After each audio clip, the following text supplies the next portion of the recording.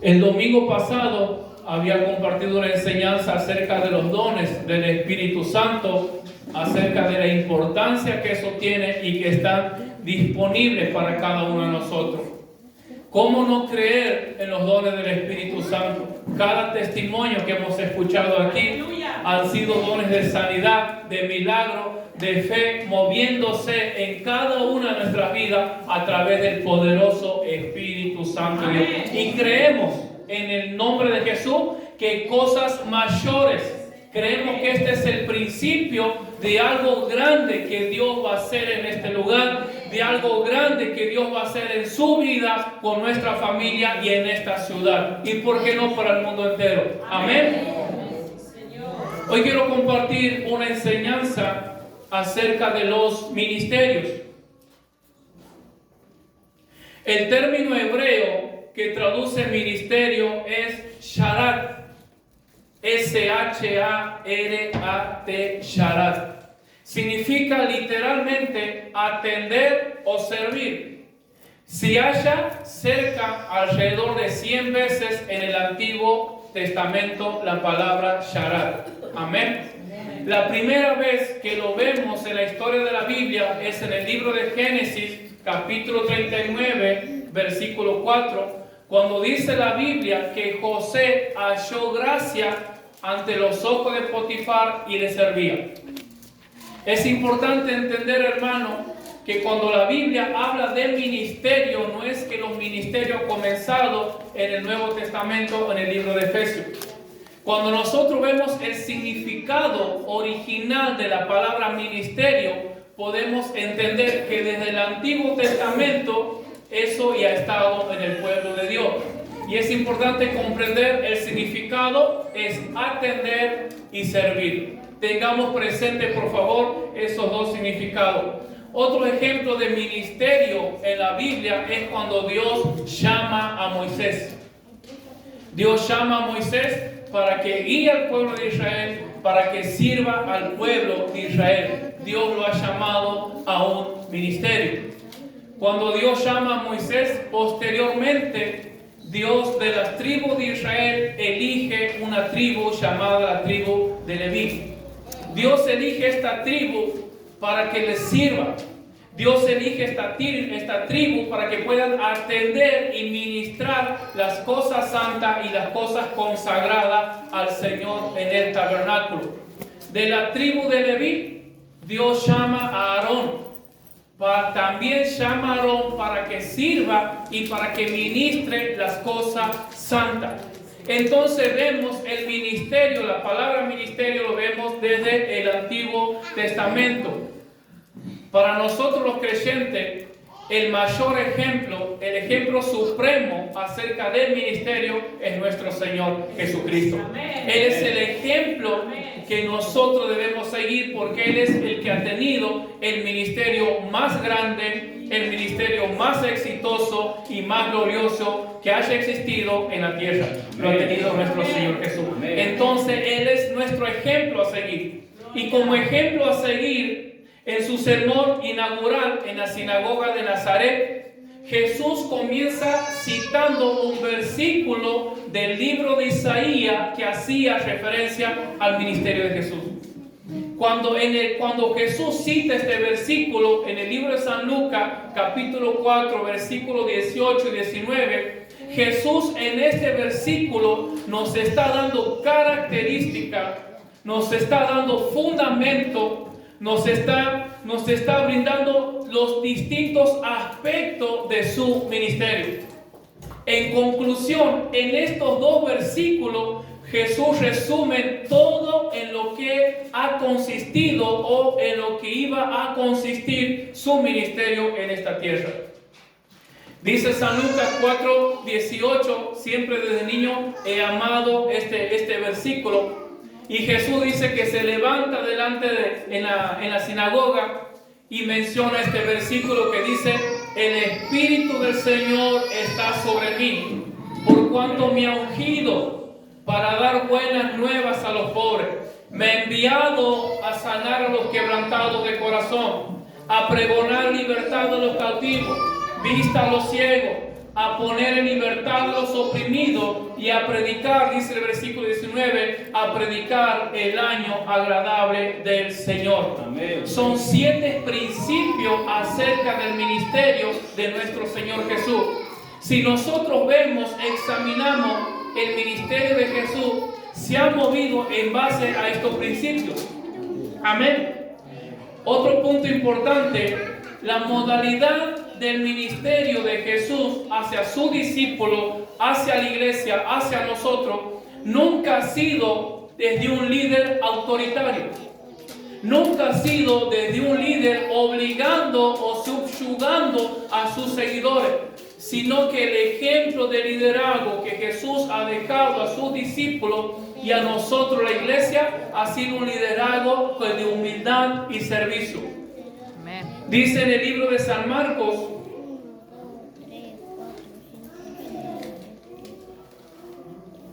libro de San Marcos capítulo 10, versículo 42. Mas Jesús llamándolos le dijo: sabéis que los que son tenidos por gobernantes de las naciones se enseñorean de ellos, y sus grandes ejercen sobre ellos potestad.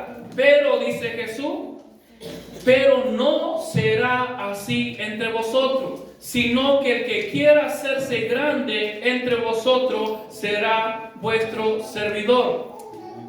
Jesús nos da el ejemplo de cómo debe ser un liderazgo o un ministerio cristiano. Hermano, cuando un ministro, una persona dice que ha sido llamada por Dios, que ha sido puesta por Dios para un ministerio, ya sea para enseñar, para predicar, para evangelizar, en cualquiera de los ministerios que vamos a desarrollar, y si esa persona no tiene 2 características fundamentales, llamadas humildad y servicio, es una persona que no está imitando a nuestro Señor Jesús. Dice Jesús que siendo forma de Dios, se ha despojado y no ha tomado eso como cosa a que aferrarse, sino que se ha despojado y se hizo siervo. Y estando en la condición de siervo, se ha humillado a sí mismo para darnos ejemplo a nosotros. Y ese es el ejemplo de un verdadero ministro que se parece a Cristo. No es aquel que habla bonito, no es aquel que tiene mucho conocimiento, o no es aquel que tiene un poder de palabra para persuadir. Un verdadero ministro de Cristo es aquel que tiene la humildad, la sencillez de nuestro Señor y que siempre está dispuesto para ponerse en ejemplo para servir a los demás. Amén. El ministerio bíblico, el ministerio cristiano de nuestro Señor Jesucristo es un ministerio que consiste, que nos ha sido dado, nos ha sido entregado para servir, para estar al servicio de la iglesia, al servicio de nuestra familia, al servicio de nuestros vecinos y, por qué no, de nuestra comunidad. Una persona, un ministro, hermano, que no entienda esta base del ministerio, estos cimientos, es una persona autoritaria. Cuando usted ve un ministro autoritario, llámese pastor, llámese evangelista, y que no es una persona que no refleja la humildad, que no refleja el servicio de nuestro Señor Jesucristo, es una persona autoritaria y que no ha entendido ni siquiera el principio de lo que es un ministerio bíblico. Por eso, hermano, cuando una persona no entiende este principio, es una persona autoritaria, es una persona que en lugar de pastor se vuelve un dictador en la iglesia. De repente hay que tenerle miedo y hay que hacerle caso en todo lo que nos dice, porque si no se puede enojar y nos puede retar o nos puede insultar. A ese punto puede llegar la persona cuando no entiende los principios del ministerio que Cristo nos ha dejado como ejemplo. El ministerio de Jesús no ha concluido, no ha terminado cuando Él ha resucitado y cuando ha ascendido al cielo. Ahí no ha finalizado. El ministerio de Jesús ha continuado y continúa hasta el día de hoy. ¿Cuál es la diferencia? Que cuando Cristo estaba en la tierra, Él ejercía los ministerios de manera personal y de manera directa con su pueblo, con los apóstoles de aquel tiempo. La gran diferencia de ahora es que Él sigue ejerciendo los ministerios. Es que Él sigue guiando a su pueblo, sigue guardando. ¿Cuál es la diferencia? Que cuando Cristo asciende al cielo, se sienta al lado del trono del Padre, Él continúa haciendo la obra en la tierra, solamente que ahora lo hace a través de la iglesia. Lo hace a través de cada uno de nosotros, obrando a través de la persona más poderosa del universo, que es el Espíritu Santo de Dios.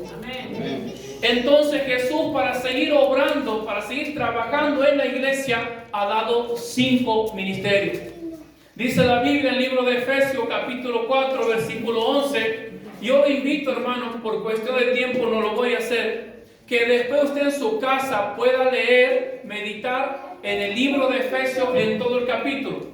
Yo quiero que usted preste atención que en ese capítulo menciona los 5 ministerios. Pero sin embargo, aunque menciona los 5 ministerios y que son importantes, pero sin embargo el capítulo 4 nos lleva por título los 5 ministerios. Y la pregunta es, ¿por qué? Entonces yo le animo que usted en su casa pueda ver, pueda examinar, pueda analizar por qué motivo. ¿Por qué lo primero que aparece en el capítulo 4 no son los 5 ministerios? ¿Por qué el contexto no se enfoca en los 5 ministerios? Lo puede examinar en su casa, si desea me lo puede compartir, va a ser de mucha bendición para mi vida. Es como que el capítulo 4 lo da los ministerios, lo menciona, pero como detalles, como en segundo plano, en segundo lugar. Le dejo ahí. Bien, entonces dice Efesios capítulo 4 versículo 11, él mismo, haciendo referencia a Jesús, constituyó apóstoles, profetas, evangelistas, pastores y maestros. 5 ministerios para llevar a cabo la obra que Cristo ha dejado en la tierra. Amén. Amén. El primer ministerio es del apostolado. El apóstol, ese ministerio es un ministerio muy atacado, que da mucha tela de juicio, siempre ha sido muy discutido y ha llevado muchos problemas. Si existe el apóstol, si no existe, si es cierto, si tenemos que creer o si no tenemos que creer. ¿Sabe, hermano? Nosotros nunca debemos pedir siempre a Dios que nos dé la guía para poder examinar, para poder escudriñar la palabra y no llevarnos de cosas que alguien nos ha dicho. O no mantenernos en una postura porque lo ha dicho fulano o porque lo ha dicho el pastor. Y si esa persona se ha equivocado, por eso es importante, de manera personal, Señor, dame la gracia, dame la guía para poder entender. Amén. Amén. Bien, continuamos. Apóstol. La palabra apóstol deriva del griego apostolo y significa, escuche esto, uno que es enviado. La palabra apóstol proviene del griego y significa uno que es enviado. Nada más. ¿Sí? Uno que es enviado. En el griego dice que se utilizaba esa palabra para hacer referencia a un barco o a un grupo de barcos que eran enviados a distintos lugares, con distintos propósitos, con distintos fines. El punto que quiero recalcar no es el barco, sino el significado de la palabra, enviado. Tengamos en cuenta eso.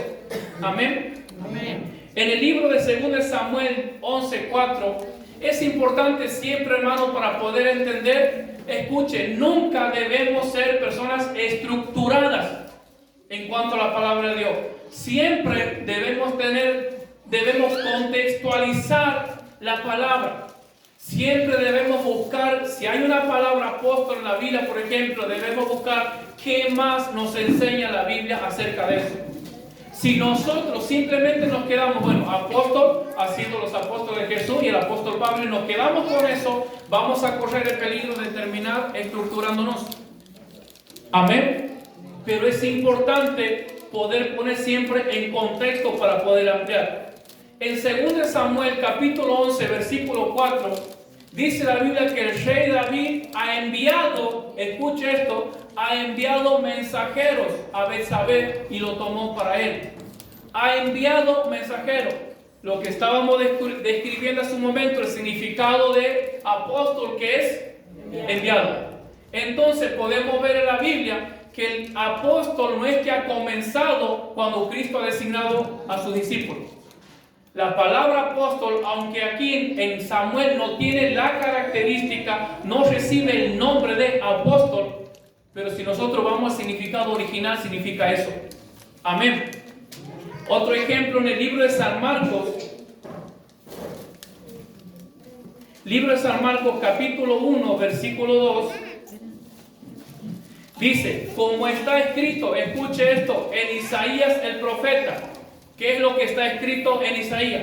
He aquí, dice el Señor, yo envío mi mensajero delante de tu faz, el cual preparará el camino al Señor. En el libro de Isaías dice Dios, he aquí, yo envío, yo mando, yo comisiono a un mensajero. Y lo vemos a esa palabra íntimamente relacionado con el significado de apóstol. ¿Vamos entendiendo hasta ahí? Bien. Ahora bien, el segundo punto, por un lado tenemos la palabra apóstol.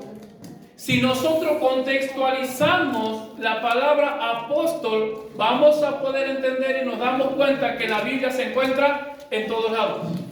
¿Por qué? Porque siempre que nosotros mencionamos apóstol, estamos haciendo referencia simple y sencillamente a alguien que ha sido enviado.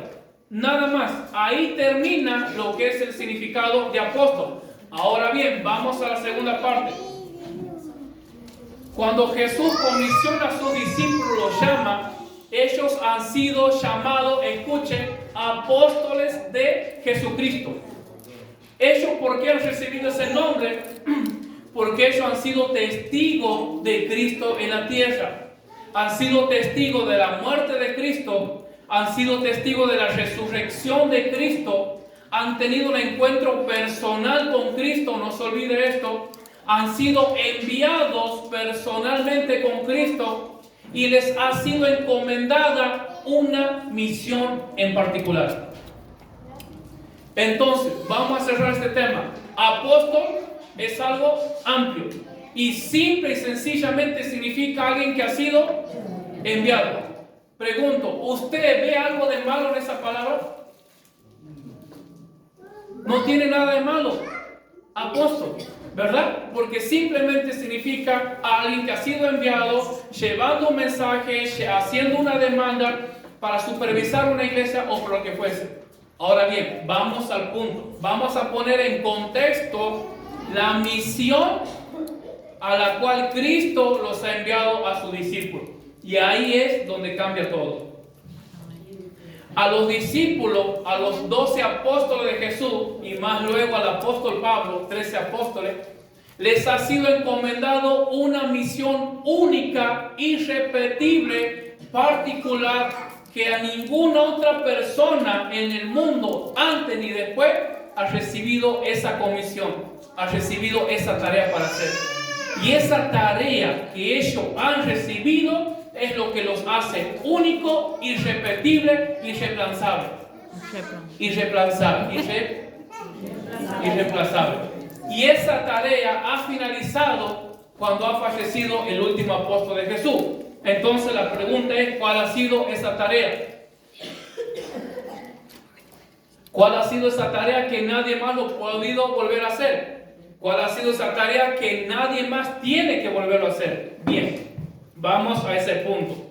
Han sido 3 tareas principales. Escuchen, la primera tarea de Jesús a los apóstoles ha sido poner los fundamentos y cimientos de la iglesia. Primera tarea. Libro de Efesios, capítulo 2, versículo 20, dice el apóstol Pablo, edificados sobre el fundamento de ¿quiénes? De los apóstoles y profetas, siendo la principal piedra del ángulo Jesucristo mismo. Dice Pablo, edificados sobre los fundamentos de los apóstoles y profetas.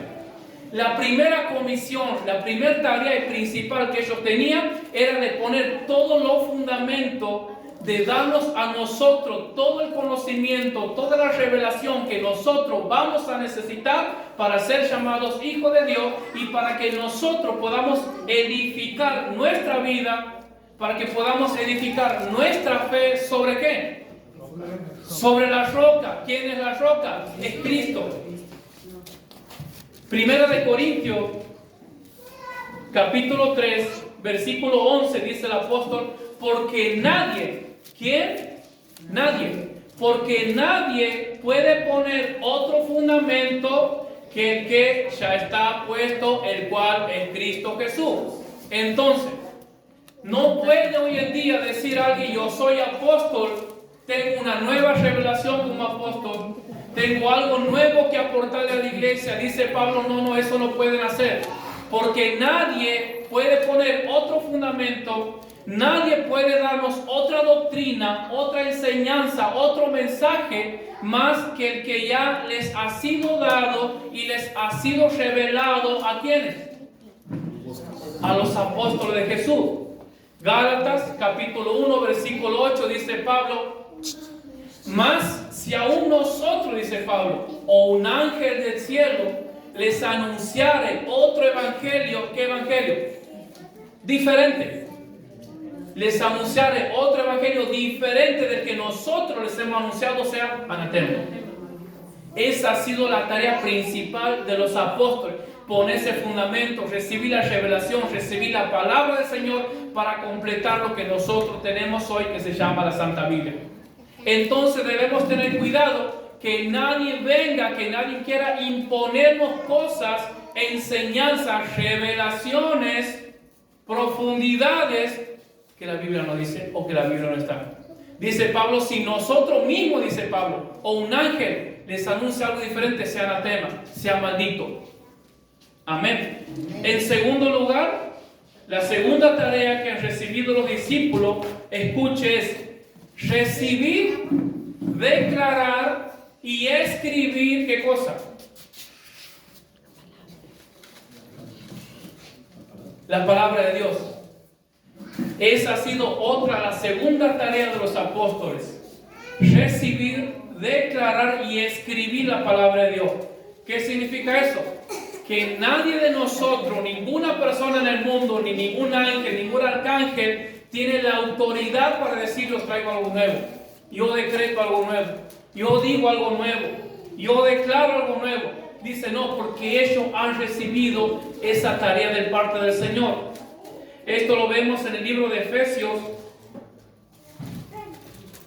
capítulo 3, versículo 5, dice, misterio, dice Pablo, que en otras generaciones no se dio a conocer a los hijos de los hombres, como ahora es revelado a sus santos apóstoles y profetas por el Espíritu. Misterio. Ahora la pregunta es, ¿cuál misterio?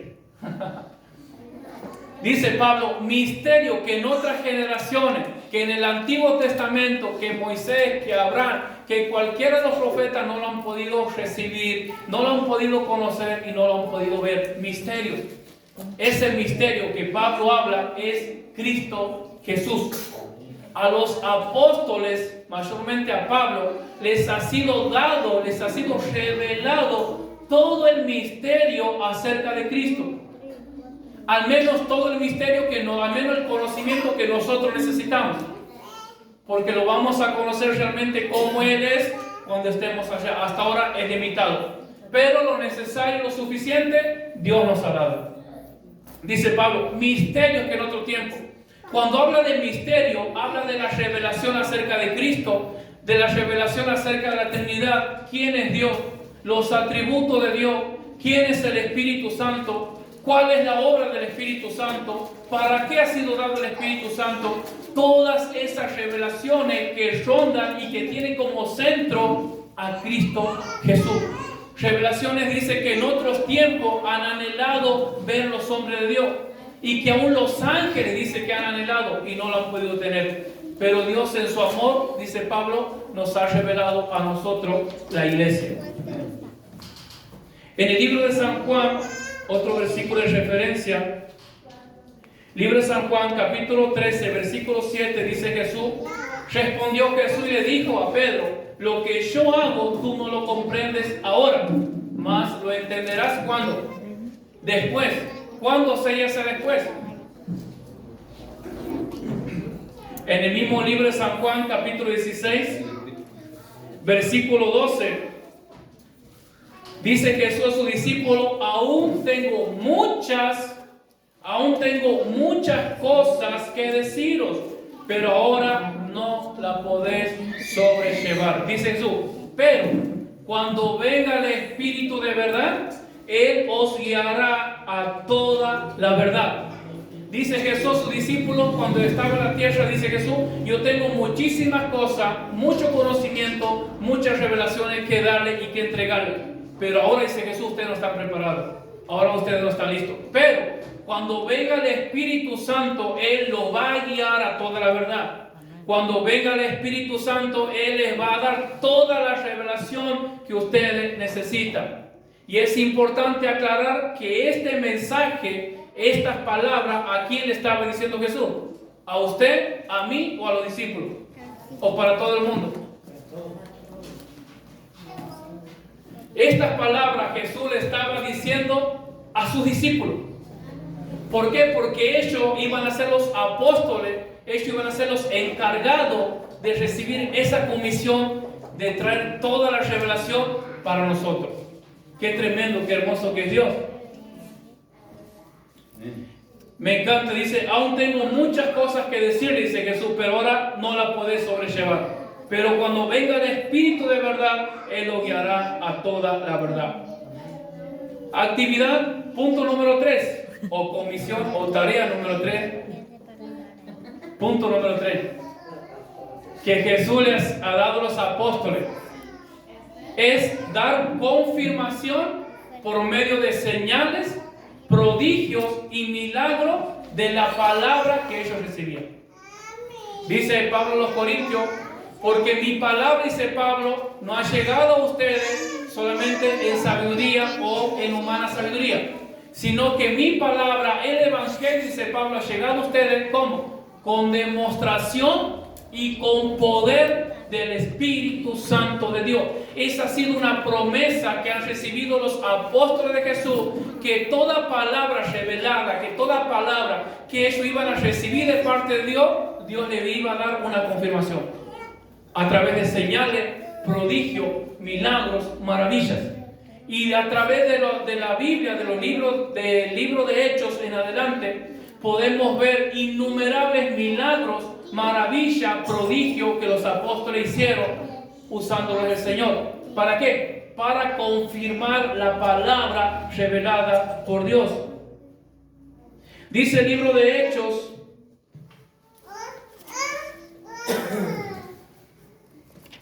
Hechos capítulo 2, versículo 42. Dice, y perseveraban en la doctrina de los apóstoles, en la comunión unos con otros, en el partimiento del pan y de las oraciones. Versículo 43, y sobrevino temor a toda persona. ¿Y qué ha pasado? Y muchas maravillas y señales eran hechas por los apóstoles. Capítulo 14 del mismo libro de Hechos. Capítulo 14, versículo 3 dice, por tanto, se detuvieron allí mucho tiempo, hablando con denuedo, confiando en el Señor, el cual daba testimonio de ¿qué?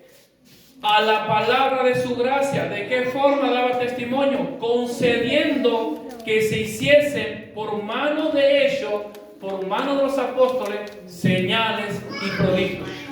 Dios estaba cumpliendo su palabra.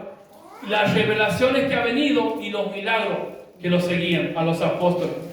Hermano, para concluir el tema de los apóstoles, ese es el principal fundamento, motivo por el cual hoy en día no pueden existir apóstoles de Jesucristo. ¿Pueden existir apóstoles hoy en día? Claro que sí. Debemos tener siempre, hermano, un equilibrio. No debemos ser siempre estructurados. ¿Por qué? Porque a veces, si se nos presenta alguien diciendo, bueno, mire, yo soy un apóstol, a veces por prejuicio comenzamos a juzgar o tendemos a hacer a esa persona quizás de lado. Porque cuando nosotros escuchamos la palabra apóstol hoy en día, automáticamente lo relacionamos que es un engañador, que es falso, que la Biblia no dice, que la Biblia no habla, pero la Biblia sí habla de apóstol.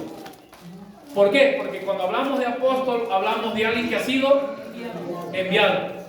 Ahora la diferencia está, cuando alguien se presenta como apóstol, nosotros lo que debemos hacer es examinar cuál es la base, qué es lo que esa persona piensa acerca de su ministerio.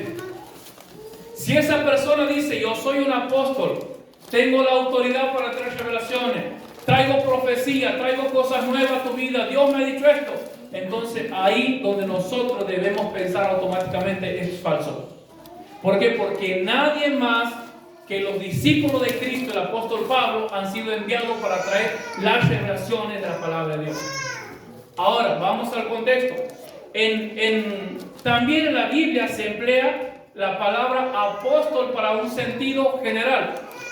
Por ejemplo, nos habla la Biblia de Bernabé en el libro de Hechos, capítulo 14, versículo 4, en Romanos 16, 7, en Filipenses 2, 25, nos habla de personas, de hermanos de la iglesia que han sido enviados para supervisar la iglesia, para supervisar a los hermanos, han sido enviados llevando donaciones, han sido enviados llevando ofrendas, entonces estaban haciendo un trabajo de apóstol. ¿Por qué? Porque eran enviados. Ahí termina el término del apóstol. Mire lo que dice en 2 de Corintios, capítulo 8, versículo 23, dice: en cuanto a Tito, dice Pablo, es mi compañero y colaborador para con vosotros. En cuanto a nuestros hermanos, son mensajeros, enviados de la iglesia y gloria de Cristo. Entonces hoy en día puede existir un apóstol, claro que sí. Una persona que se envía llevando un mensaje. Yo le digo, Maxi, quiero que viajes a Córdoba a compartir una palabra. ¿Qué estoy haciendo con Maxi? Lo estoy enviando. ¿Qué trabajo está haciendo Maxi? De apóstol. Pero la diferencia está en plantarnos en la actividad que tenían los apóstoles de Cristo de traer revelaciones. Hasta ahí. Hoy en día un apóstol puede ser alguien que ha fundado una iglesia, que tiene muchos anexos, que envía evangelistas, que envía personas a predicar. Puede ser un apóstol, claro que sí, no es un problema. El problema debe estar acerca del pensamiento que él tenga, de lo que él cree que significa ser un apóstol. ¿Hemos entendido ahí? Sí. Amén. Bien.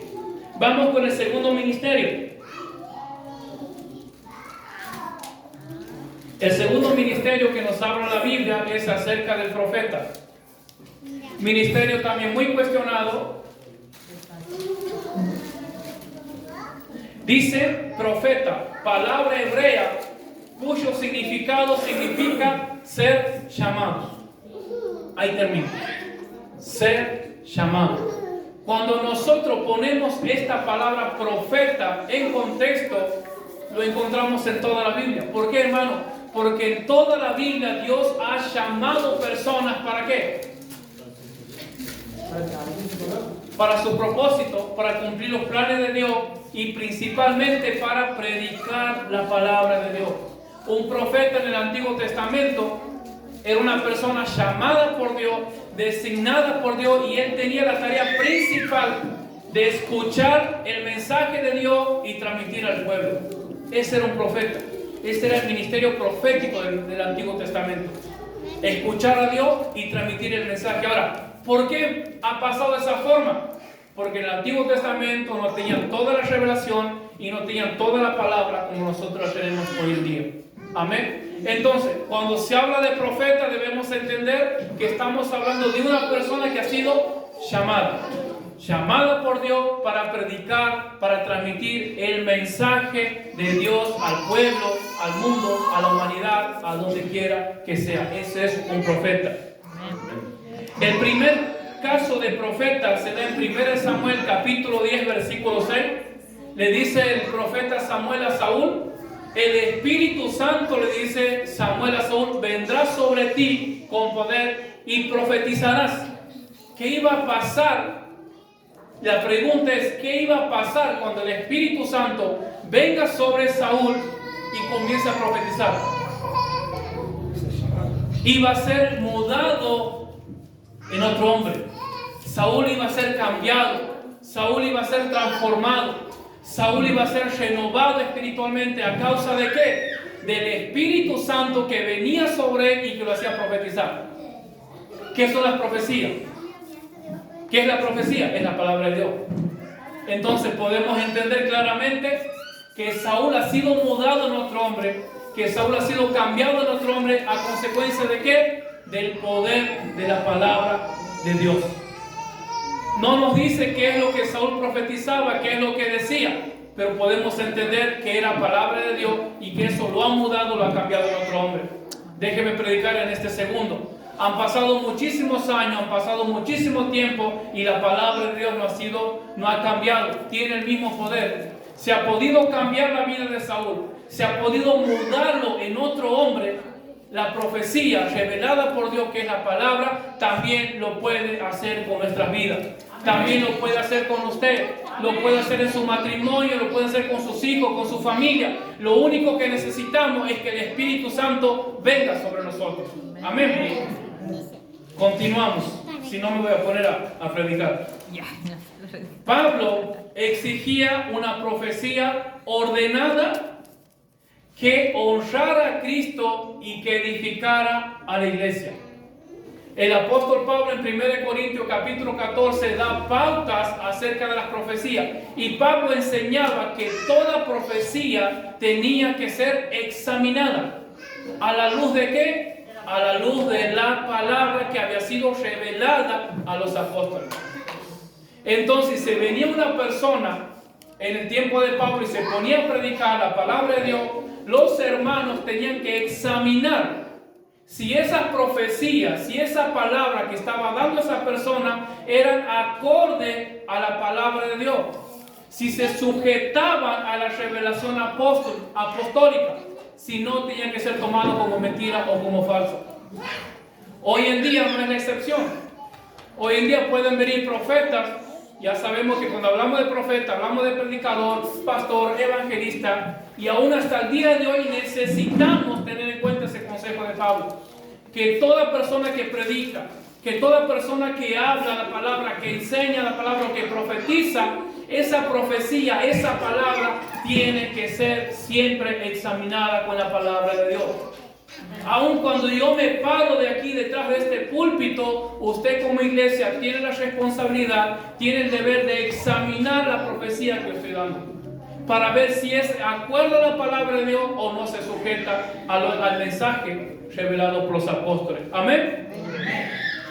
En el libro de Mateo 24:24, Jesús nos advierte acerca de falsos profetas. Dice Jesús, porque se levantarán falsos cristos, falsos profetas, harán ¿qué cosa? Grandes señales, prodigios, de tal manera que engañarán, si fuese posible, aún a los escogidos. Así que mi querido hermano, no podemos medir a una persona que se dice ser profeta porque haga señales. No podemos decir que es un hombre de Dios porque hace milagros, porque resucita muertos, porque sana enfermos o porque levanta paralíticos. Porque dice Cristo, se levantarán muchos falsos profetas, harán señales, milagros para engañar. Ahora, ¿cómo podemos saber si son verdaderos? El mismo Cristo en San Mateo 7:15 dice, guardaos de los falsos profetas, guardaos de los falsos pastores, de los falsos predicadores, guardaos de los falsos maestros. Dice que vienen a vosotros con vestido de oveja, pero por dentro son lobos rapaces. Y dice Jesús, por su fruto lo conocerán. Usted no puede conocerme a mí por cómo predico. Usted no puede conocer un pastor por los milagros que hacen, sino por su fruto. Eso significa una sola cosa. Que nosotros no podemos creer a cualquier persona y no podemos dar lugar aquí a cualquier persona sin conocerlo. Y para conocer los frutos de una persona, no es que lo vamos a conocer apenas se pare en la puerta y me diga yo soy un pastor, sí, pase. No, es por eso, hermano, que nosotros debemos tener cuidado a quien escuchamos.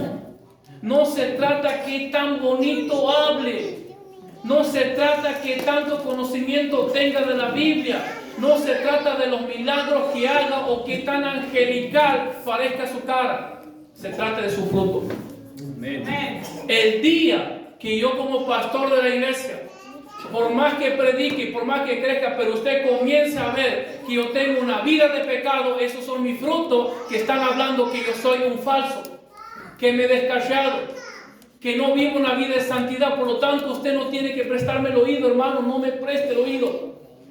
Tengamos cuidado, hay personas que endulzan el oído, dice Jesús, van a venir a ustedes disfrazados de cordero, pero por dentro son lobos rapaces.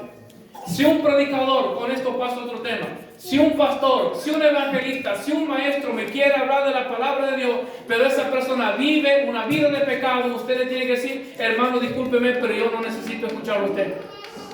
Acomode su vida, ordene su vida, apártese del pecado y vamos a hablar de la palabra de Dios. No preste su oído.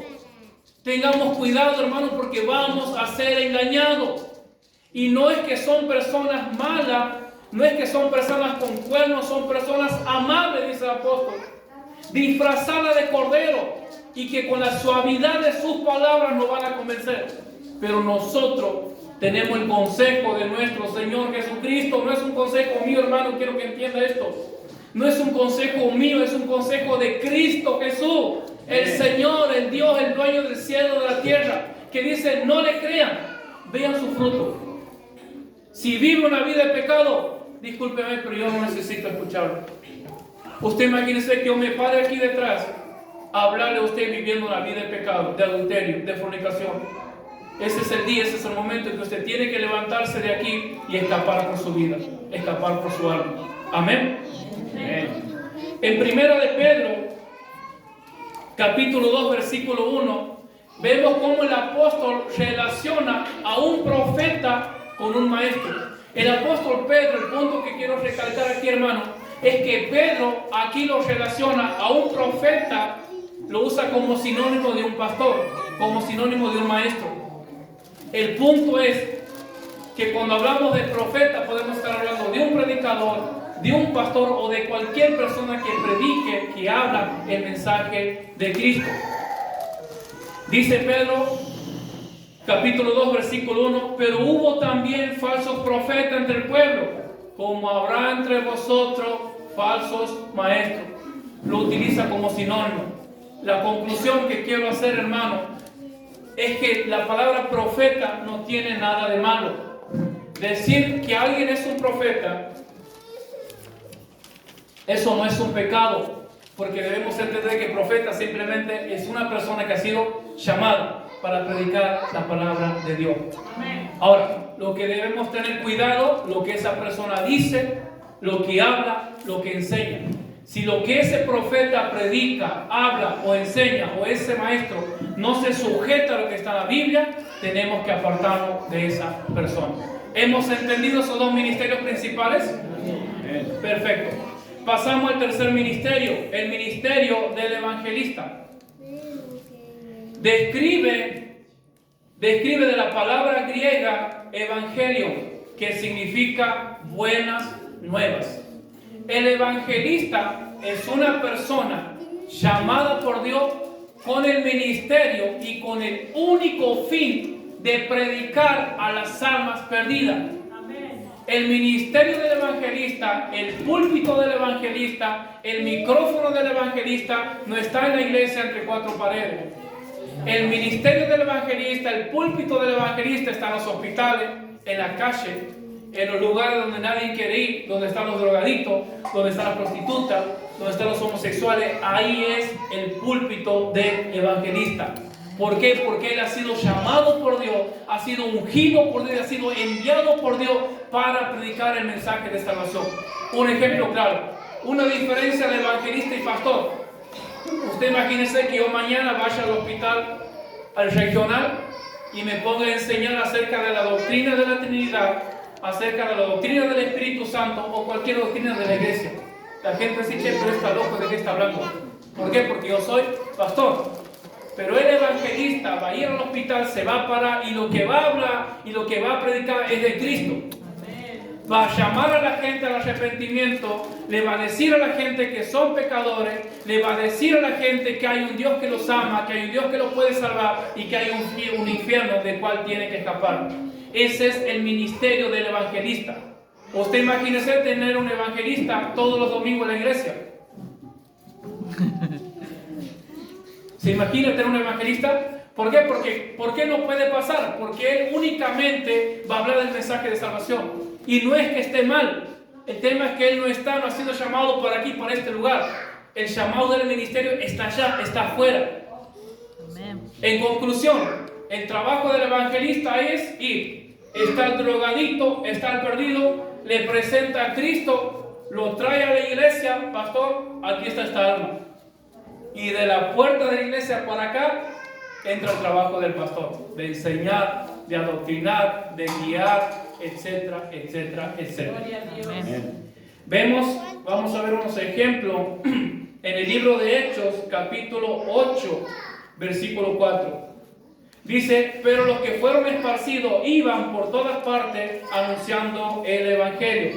En el mismo capítulo de Hechos 8, versículo 25, dice, y ellos, habiendo testificado y hablado la palabra de Dios, se volvieron a Jerusalén. Y en muchas poblaciones de los samaritanos anunciaron el evangelio. ¿Dónde anunciaron el evangelio? En las sinagogas, donde la gente ya conocía de Dios, donde Pablo ya había predicado, donde Pablo ya había fundado iglesias. ¿Dónde predicaban? En ninguno de esos lugares. Predicaban a personas que nunca habían oído hablar de Dios. Personas que estaban perdidas en el pecado, personas que estaban perdidas en la filosofía humana. A esas personas ellos iban. Amén. Amén. En el mismo libro de Hechos, capítulo 11, versículo 20 dice, Hechos 11, 20. Pero había entre ellos unos varones de Chipre y de Cirene, los cuales cuando entraron en Antioquía hablaron también a los griegos, anunciando el evangelio del Señor Jesús. Anunciando el evangelio, anunciando las buenas nuevas, que Cristo salva, que Cristo liberta, que en Cristo hay perdón de pecado, Cristo quiere rescatarte, etcétera, etcétera. En 2 de Timoteo, Pablo le da un consejo, 2 Timoteo capítulo 4, versículo 5. Dice Pablo, pero tú sé sobrio en todo, soporta las aflicciones, haz obra de evangelista, cumple tu ministerio.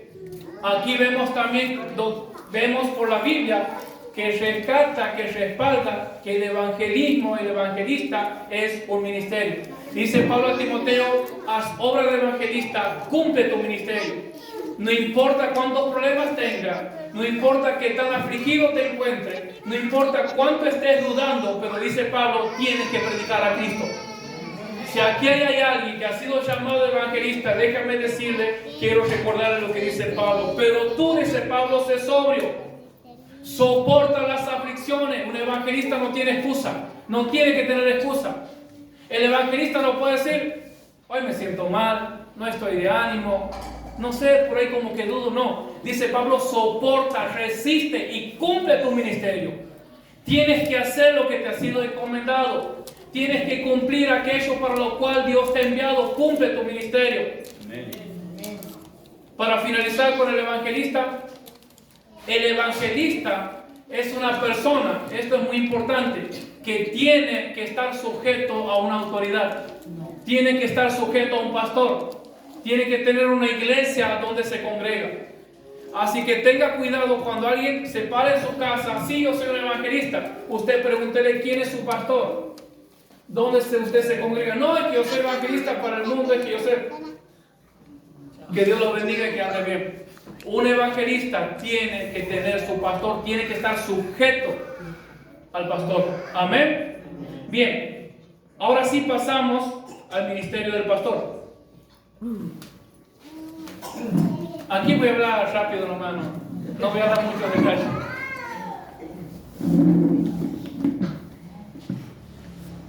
La palabra griega se traduce apacentador. Tiene que ver con la manera en que los animales domésticos se alimentan a campo abierto bajo el cuidado de un pastor o de una persona. El pastor es una persona designada por Dios con un ministerio para cuidar la iglesia.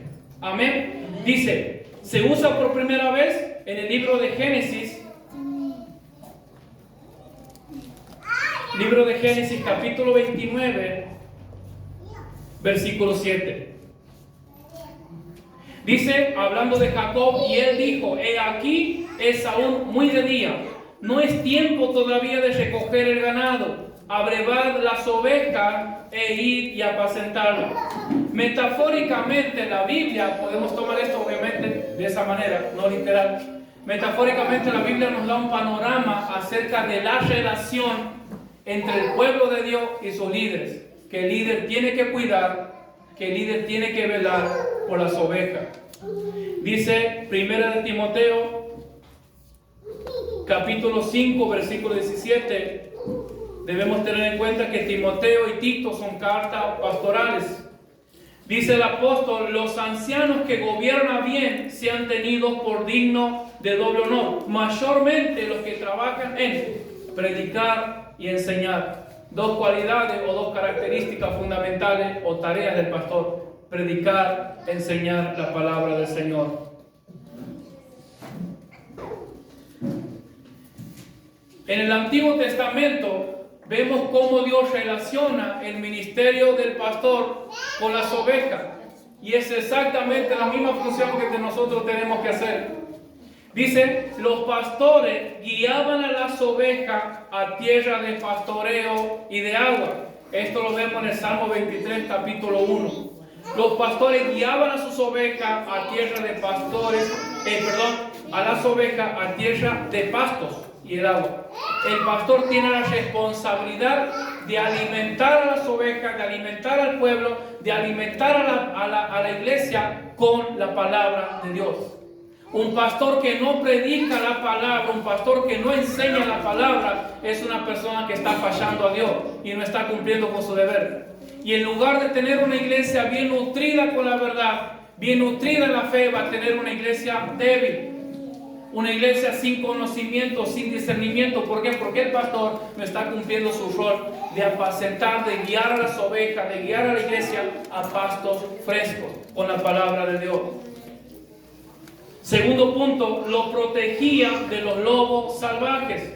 1 Samuel capítulo 17, versículos 34 y 35. Lo protegían de los lobos salvajes. Otra responsabilidad del pastor es cuidar la iglesia de las falsas doctrinas, es cuidar la iglesia de los falsos pastores, de los falsos maestros. Usted imagínese la negligencia o el error que yo cometería si en estos momentos se para una persona ahí y me dice: yo soy un pastor, yo soy un maestro, yo soy un evangelista y me gustaría predicar. Sí, siervo, por favor, pase, ahí está el púlpito todo de usted. Yo qué sé quién es esa persona. Pero nosotros tenemos el deber de velar por la iglesia. Dice: protegían a la iglesia de los lobos salvajes. El pastor tiene esa responsabilidad de cuidar a las ovejas de falsos pastores, de falsos maestros y de falsas doctrinas. Dice: vigilaban los rebaños sobre la noche. Lucas 2:8. Dice en Hebreos 13: obedeced a vuestros pastores, dice, porque ellos son los que velan por vuestras almas.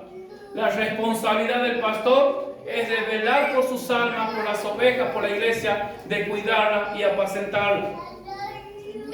Finalmente dice: lo cuidaban y hasta llevaban en brazo a las más débiles. Isaías 40:11. Los pastores de aquel tiempo, hablando literalmente los que cuidaban ovejas, cuando ellos veían que una oveja se había quebrado, no es que ellos le tenían que dar otra patada para terminar de matarlo. Si ellos veían que una oveja se había extraviado, se había ido, no es que tenían que decir: bueno, ya está, que se maneje, total tengo 99 aquí, una que se vaya, ¿qué va a hacer? Y si había un corderito que recién nacido, recién parida, y ese corderito, debido a que recién ha nacido y era tierno, no podía moverse, no tenía estabilidad, no tenía firmeza, no es que el pastor tenga que decirle: bueno, algún día te va a hacer fuerte y seguime, conoce dónde es el corral. El pastor tenía la responsabilidad, el deber de tomar en sus brazos a la débil, de tomar en sus brazos a la recién nacida, de cuidar a la que estaba quebrada, de vendar sus heridas, de cargarlo a sus espaldas, dejar a 99 que estaban bien sanas y seguras y tenía que ir por lo que estaba perdida. Es el mismo trabajo de un ministerio pastoral. El pastor tiene ese deber, esa obligación de cuidar, de vendar las heridas de los hermanos, de cargar en sus brazos la recién nacida, la débil, esa que todavía no tiene estabilidad, ese hermano que todavía no tiene firmeza, ese hermano que todavía duda, que mañana tiene fe. Es la responsabilidad del pastor de cuidar de ese hermano. Amén. Los pastores deben, ya estamos finalizando, los pastores deben apacentar la iglesia, San Juan 21:16. Segundo lugar, tienen que cuidar la iglesia, Hechos 20:28. Y finalmente tienen que guiar a la iglesia, 1 Pedro capítulo 5, versículo 2. El pastor se identifica como un siervo que está sumiso al principal pastor o al pastor de las ovejas, que es Cristo Jesús, al gran pastor, como lo describe la Biblia. Veamos el libro de Hebreos. Hebreos capítulo 13, versículo 20 dice: el Dios de paz que resucitó de los muertos a nuestro Señor Jesucristo, el gran pastor de las ovejas, por la sangre del pacto eterno. En 1 de Pedro, capítulo 2, versículo 25, dice el apóstol: porque vosotros erais como oveja descarriada, pero ahora habéis vuelto al pastor y obispo de vuestras almas, que es Cristo Jesús. Él es nuestro pastor. Él es nuestro ejemplo supremo. Yo debo sujetarme, yo debo humillarme debajo de la autoridad de Cristo para poder guiar al pueblo de Dios. Amén. Amén. Quiero finalizar con este último versículo en 1 de Pedro, capítulo 5, versículo 2. Dice Pedro: apacentad la grey de Dios que está entre vosotros. Apacentad la iglesia, cuidando de ella, no por fuerza, sino voluntariamente. No por ganancia deshonesta, sino con ánimo pronto. No como teniendo señorío sobre los que están a vuestro cuidado, sino siendo ejemplo de la grey. El pastor tiene la responsabilidad de ser ejemplo de la iglesia, en servicio, en humildad, en la palabra de Dios, en amar a Dios, en amar la iglesia. Dice Pedro: no teniendo señorío, no gobernando con autoritarismo, no lastimando, no hiriendo, sino presentándose como ejemplo de la iglesia de Cristo Jesús, la cual Él ha comprado con su sangre. Amén. Póngase de pie, por favor, esta noche.